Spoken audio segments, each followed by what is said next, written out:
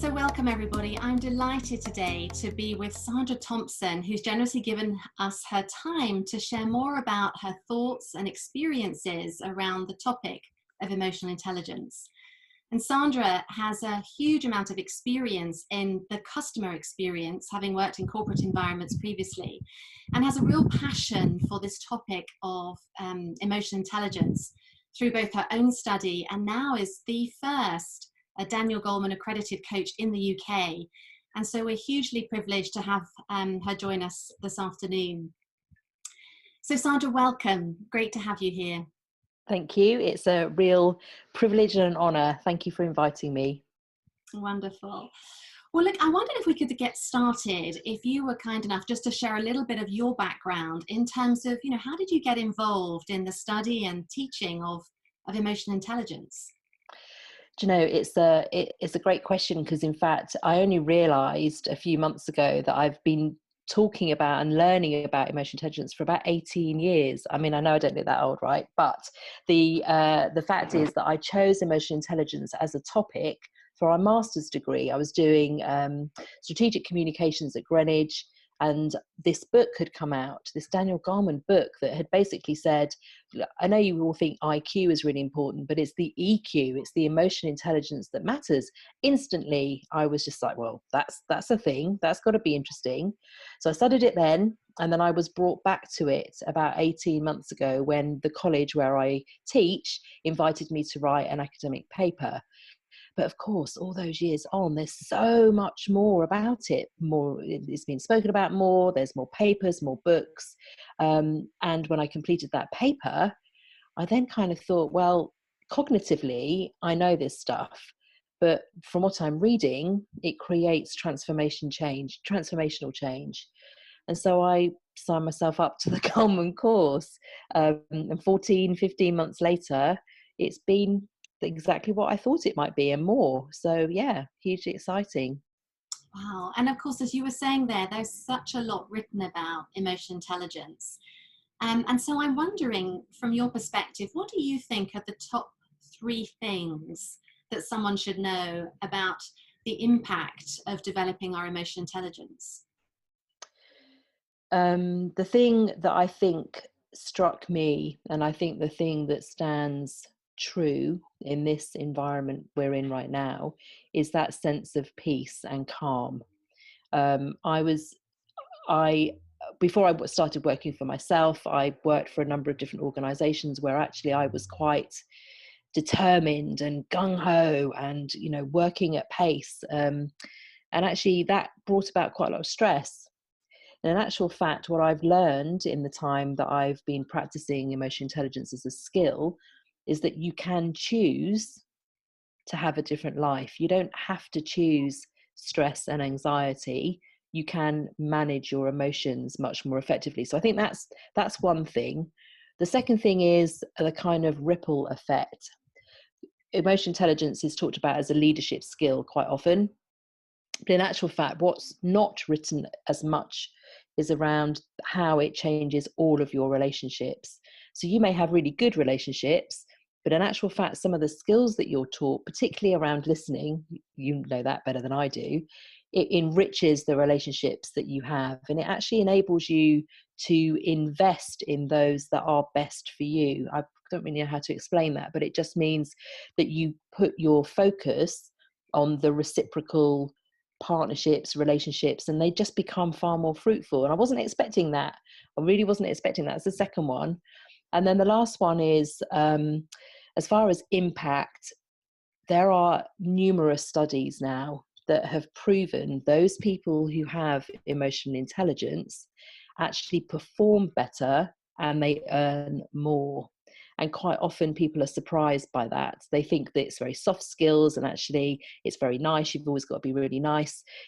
Places like L'Oreal, salespeople at L'Oreal, those people who have emotional intelligence as well as IQ can be earning 100 grand more a year because they have that ability to influence far more effectively. Wow, that's incredible. As you share those, 3 key things, to have more peace in your life, to experience deeper relationships, and to be able to perform at your best, and then get paid for it as well, really. I'm kind Yeah. of thinking, well, who wouldn't want to invest in developing more of their emotional intelligence? It's kind of a no-brainer, really. Mm. So I guess for that, then I'm thinking about, for our listeners, what would you say is the best way to get started in developing your emotional intelligence? Another great question. I think the thing that made the most significant difference to me was when I was invited to choose to respond or to react. And that's actually, when I first heard the question, I thought, this is ridiculous. Of course, I'm going to react to stuff because that's what I do. When I thought about it and I gave it a moment to percolate, I realized that reaction can sometimes lead me to regret some of the things that I've done. So I'm not really being present and really giving the response that is in best service to the situation. Often when we react, it's an instant survival mode. That's quite often what happens, and that isn't always what's most productive and progressive in the situation. So if you think about your day and you think about the times when you've taken a moment to respond and compare it to those moments when you have reacted, then I think you'll start to see that when you make that choice to respond, things are a little bit calmer. We had an exercise where we would reflect on the day. At the end of the day, you'd write a quick list of those things that you reacted to, those that you responded to, and then you start to retrain your brain that actually reaction isn't really the way. So maybe that's an idea. And so as you share that with me, what comes to mind, Sandra, is that sometimes when we see or we witness people who are emotional at that moment, and they tend to react from a position of emotion, and that often, leads to that kind of regret. Whereas we think if somebody's responding, they're acting with more logical mindset. What would you say to that? I would say that there is always a place for instant reaction. When your safety is at risk, you have to rely on the immediacy of your body saying, it's flight or fight, crack on, you got to get out of here, that sort of thing. But when you have a moment to consider what's really going on, and what that means is that the emotion that you instantly feel might not be the real emotion that's really going on, which is, if I think for a moment, and a couple of months ago, I lost my rag, very angry. But then I considered what caused me to be angry. And it was actually the threat of something potentially happening. And if I had decided to respond, and if I'd thought about, right, this is what the emotion is, but where's that coming from? I would have realized actually what I could say to that person is, the reason why I'm upset with this is because I'm frightened that you might be harmed, rather than angry, which then creates tension. Gosh, that is so interesting. And I can see how that kind of interaction would really deepen our relationships with one another, because it comes to that point about, us being self-aware, taking that moment to check in with ourselves, and also being aware of the other in terms of that interpersonal relationship. Mm. That kind of exchange seems, very, very meaningful and effective. It's also, just quickly, it's also the basis of trust. When you have someone who is listening to you and is kind of considering what this whole thing is around, you build more trust because they feel more safe. You've got to rebuild a load of stuff when you react, I think, rather than if you respond, you have perhaps more conversation. Hmm. So, in your experience, how long does it take someone to begin to develop the skills of emotional intelligence? I so um, so there's a number of answers to this. I'm a little bit skeptical of people who go on 2-hour courses, and I can say that from a point where I've seen those courses offered to people I know very well, and they're like, yeah, I'm going to learn all about it, I'm doing 2 hours on Wednesday. Wow.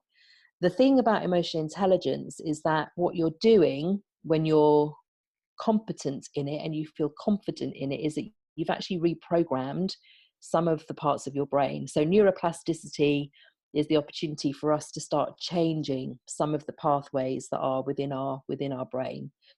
So I think the short answer to your question is I've started to see with the coachees that I have quite significant changes in around 12 weeks.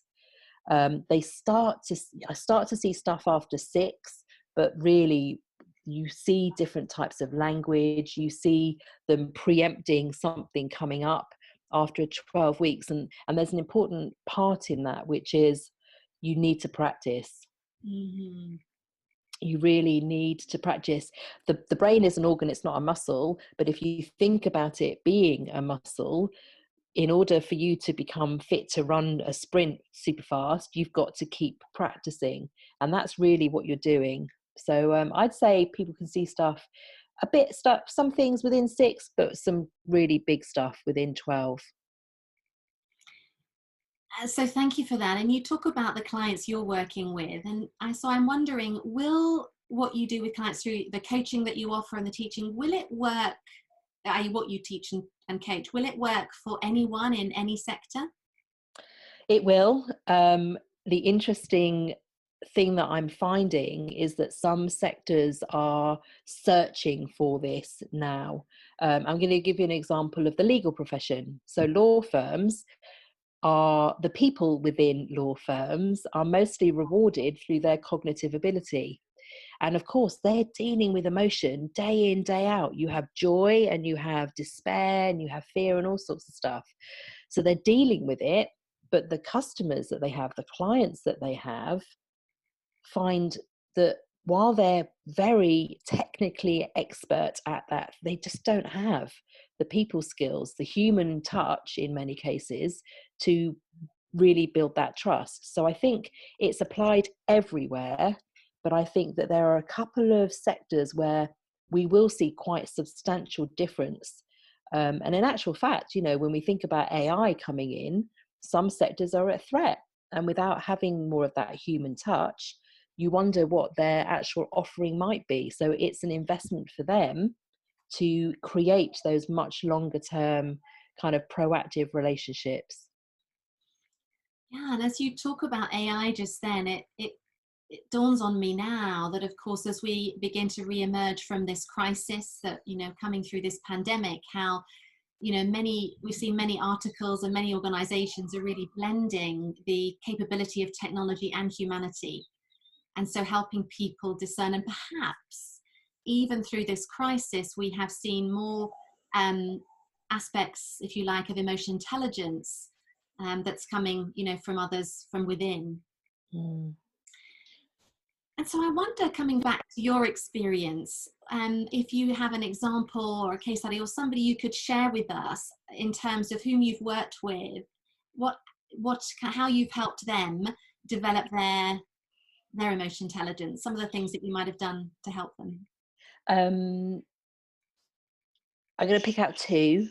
I'm going to pick out one, which was one individual who had a perception that something was going on and it was holding her back, and it was, in fact, it was preventing her from being happy at work.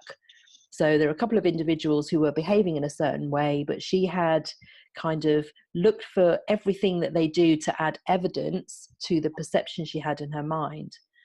And so then over time, we talked about whether she needed to believe everything that she thought. Was it necessary to believe everything that she was thinking? And just that question percolated with her for a while.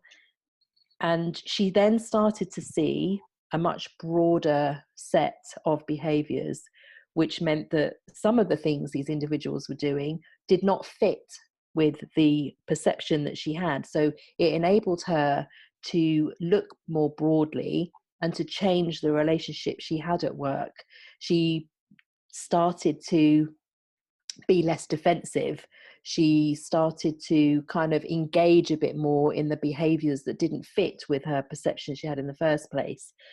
it's difficult to talk about it because obviously it's kind of confidential, but I think the ultimate outcome is that instead of her dreading going into the office, she went in far more with a mind of curiosity, which then meant that eventually she felt much happier and fully contributing in her workplace.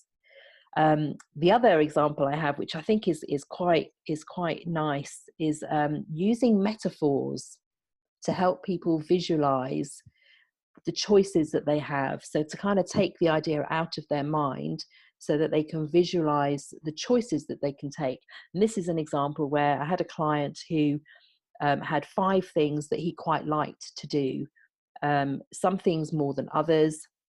So we created this, it was like a campsite with different tents representing each of the choices that he had. And then we went into elaborate detail as to what those tents were like. And I mean, it sounds all a bit fluffy, but by the articulation of what each of those looked like, he was much better able to evaluate which ones he then wanted to go forth with. And actually a couple of the tents got taken down, which was great, which is what he wanted. So it's using descriptive techniques, asking great questions that seem to enable people to make a shift in their mind. People just get in a rut, and just asking particular questions, getting them to visualize certain things, helps them see things from a different perspective. And what I appreciate about those 2 examples, I can imagine some of our listeners relating to those, especially when, you know, we get stuck in terms of the first one, in terms of, you know, are we choosing to believe a certain thing about a certain situation or a certain person? And how actually by challenging those beliefs and recreating something different, so a deepening of our own self-awareness. And then on the second one, I really appreciate this idea of visualization. I guess just allowing people to tap into the different modalities to help them, again, have a different perception, a different view, and then make better decisions. And I was interested in actually the impact of emotional intelligence on decision making. I wondered if you might talk to that a little bit, and what's your experience of the impact of strong emotional intelligence on our capacity to make decisions?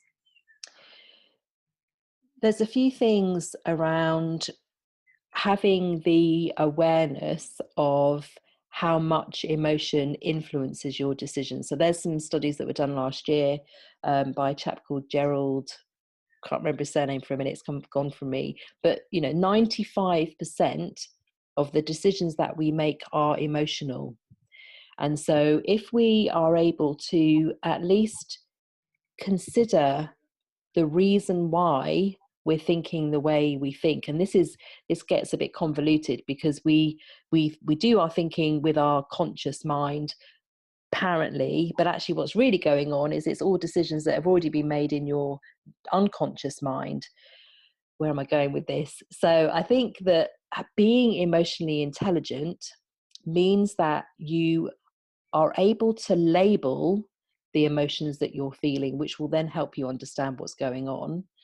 And also, I think that your ability to help the decision follow through. So this is influence. This is getting people on board.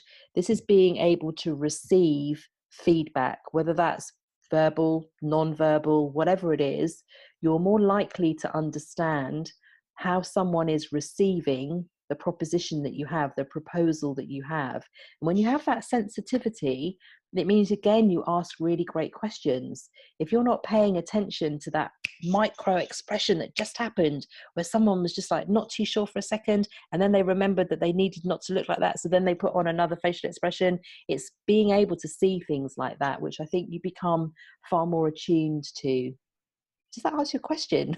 It does. And again, it just makes such a powerful case for us to invest in developing further our emotional intelligence, given that each and every day we are probably making, I don't know, somewhere between 300 and 1,000 decisions a day, realistically, whether they're the tiny ones from when we get up in the morning to what we're going to wear, to a more significant decision that impacts our work and the lives of others. There's definitely something in there as well around intention and purpose. And I certainly think that with the work that I've done on the course that I've been on, being able to tune into and just to remember what you're meant to be doing, because you feel whether it's right or it's wrong through having that kind of anchor, the kind of compass that you get, that also helps make decisions much faster. I think that's certainly my experience of it. That would be mine too. When I think about when we have the self-awareness to know what's important to us, so our values, and if we are able to be congruent and behave in ways that honor and our values, it serves, you know, a much more speedy, more efficient way of making decisions because we're honoring who we are. So I wonder, is there one, and this might be a tough question, but is there one secret that you could share about the impact of emotional intelligence that could really help other people? One secret about the impact. I can tell you a secret.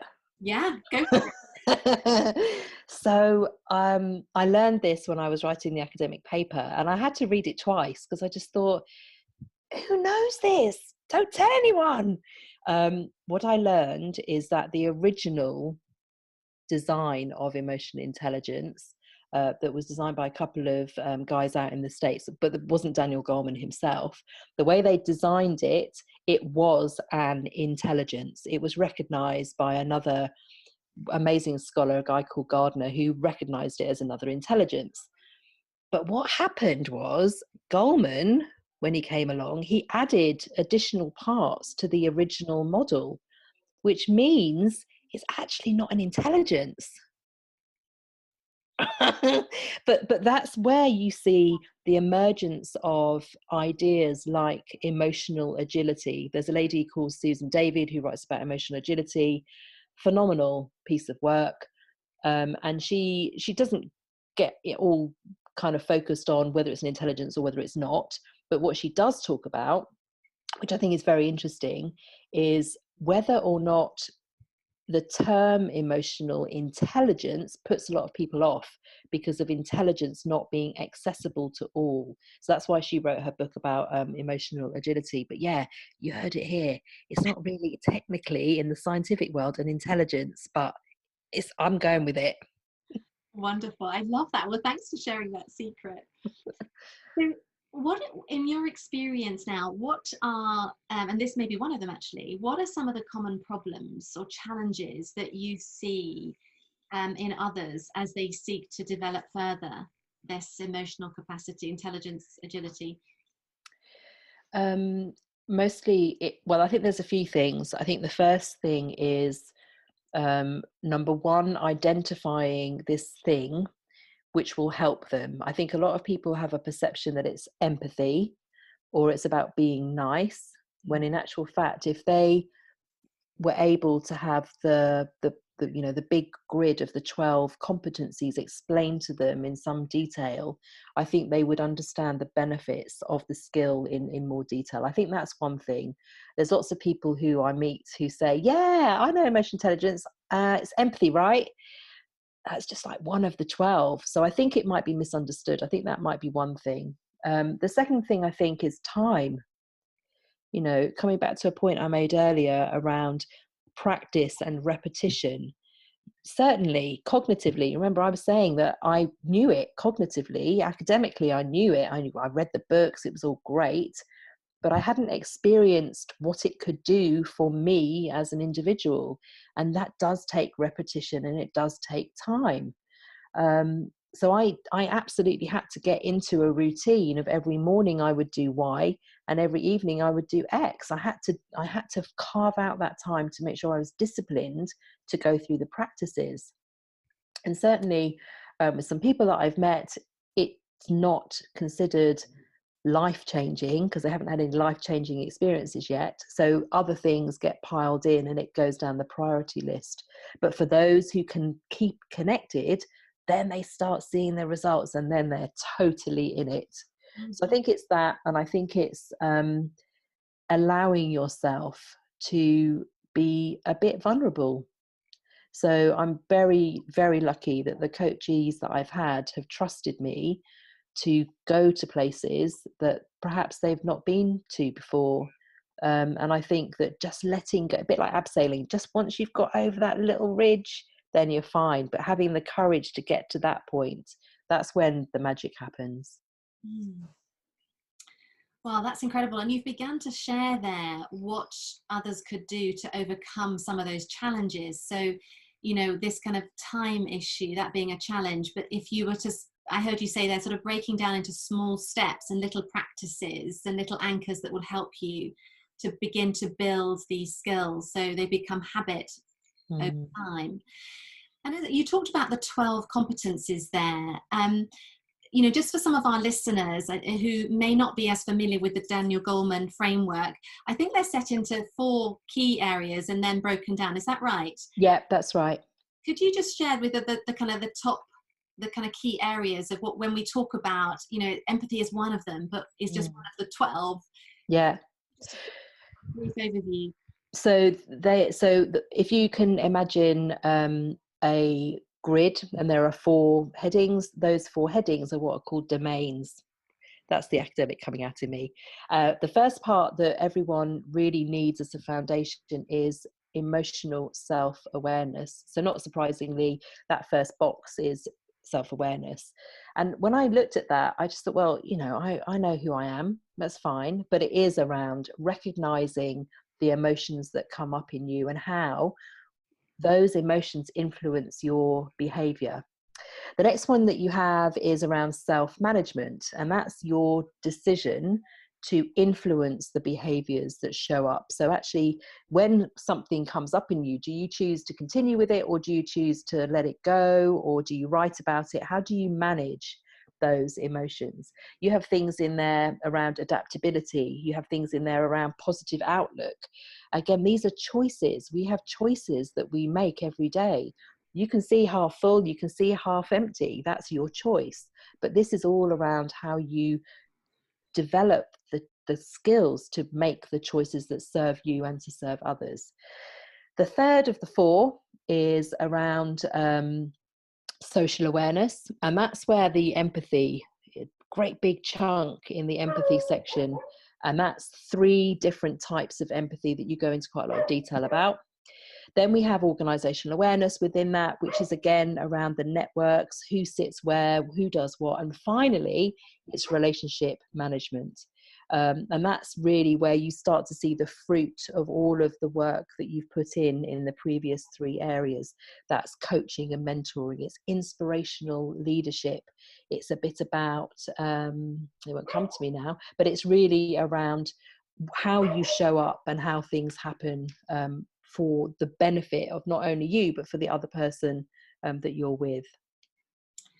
Well, thank you for sharing that, because as you share that with me, it comes back to where we started in terms of this idea of emotional intelligence. Why should we invest in it? Is that it's not only helping us develop ourselves as human beings, it enables us to have a more peaceful and calm lifestyle.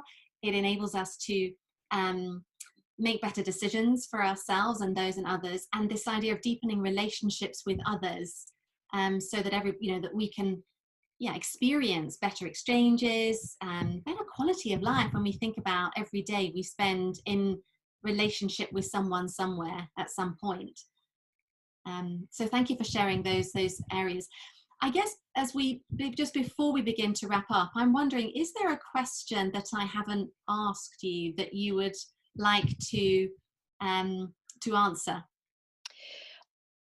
One question comes up a lot, and it might be that someone who's watching this thinks it too. So I'll raise that one. I get asked a lot, well, you know, surely there's a time when you're too old to learn this skill. There must be a time when it's just like, forget it. What's the point? And the answer I have to that is, when I was out in Vienna doing some of my learning experiences, there were people who were 22, there were people who were 71. So it's actually more around your mindset. So if you are receptive and you are learning and you're curious, those are the things. The number that you are is completely irrelevant. That comes up quite a lot. And then the other thing that often comes up is, how can I be emotionally intelligent when the people around me are not? How can I do that? And I have a couple of, well, I have a few answers for them. I'll say that don't underestimate the ripple effect, because what you find often is that you have one catalyst who starts to behave slightly differently, and then people start to behave quite differently. You see that when you have new members of a team coming in or a new leader coming in. There's definitely a change there, which I think, you know, if you have the ability to show up as you wish to show up, then I think it will be fine. The other flip side to that is if it's intolerable, there's no change, then I think you're probably in the wrong organization. Well, that's great insight, and very useful, I think, for people to hear some of the myths around our capacity to develop our emotional intelligence. Not about age, it's more about our mindset, and that actually we can be this wonderful ripple effect if we begin to employ these skills, many of which you've shared with us today. So Sandra, if people would love to know more about you and how to get hold of you, you've got so many wonderful articles I've enjoyed reading, and also on YouTube and some of your webinars, where would people most easily contact you? LinkedIn is the best first stop, mostly because I'm on it every day. It's like the equivalent of Facebook for those people who still do Facebook every day. And the reason why I think LinkedIn would be a good place is because not only do I write my own things, I'll be commenting on the wonderful and really kind of inspirational content that so many other people have to say on this topic. So yeah, check me out there. The key is to look for CX Educator as the first line, because there's a few Sandra Thompsons, can you believe that? But CX Educator, and that will be me. Wonderful. Well, I really appreciated your wisdom and your gifts and sharing with us this afternoon, and real inspiration, you know, giving this real sense of hope in terms of the impact of what us investing more in emotional intelligence can give us for the benefit of all. So thanks so much. You're very welcome. It's been a pleasure. Thank you.